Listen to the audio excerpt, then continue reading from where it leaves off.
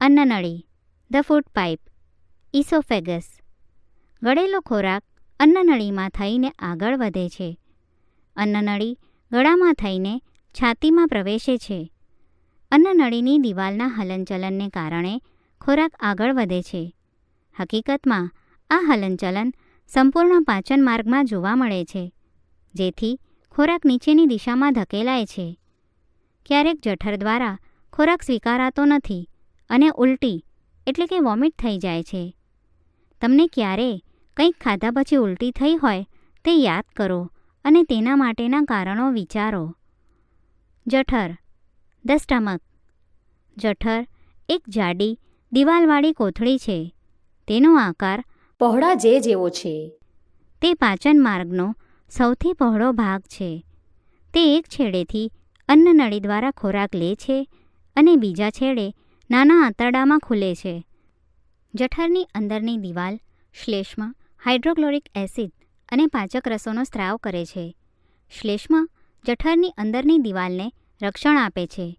Acid ઘણા બેક્ટેરિયાને મારી નાખે છે અને ખોરાક સાથે ભળે છે અને જઠરના માધ્યમને એસિડિક બનાવે છે તથા પાચક રસોને કાર્યરત કરે છે.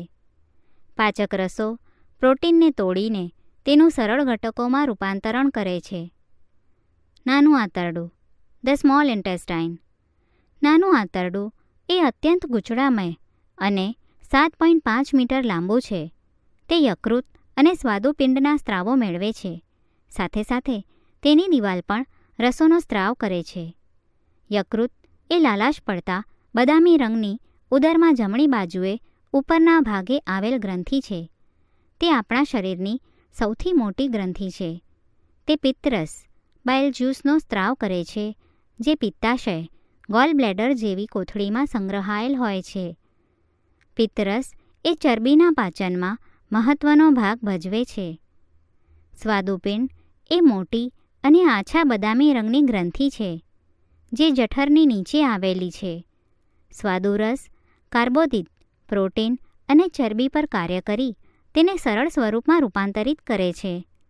અંશતઃ પાચિત ખોરાક હવે નાના આંતરડાના નીચેના ભાગમાં પહોંચે છે કે જ્યાં નાના આંતરડાના પાચક રસો ખોરાકના બધા જ ઘટકોનું પાચન પૂર્ણ કરે છે.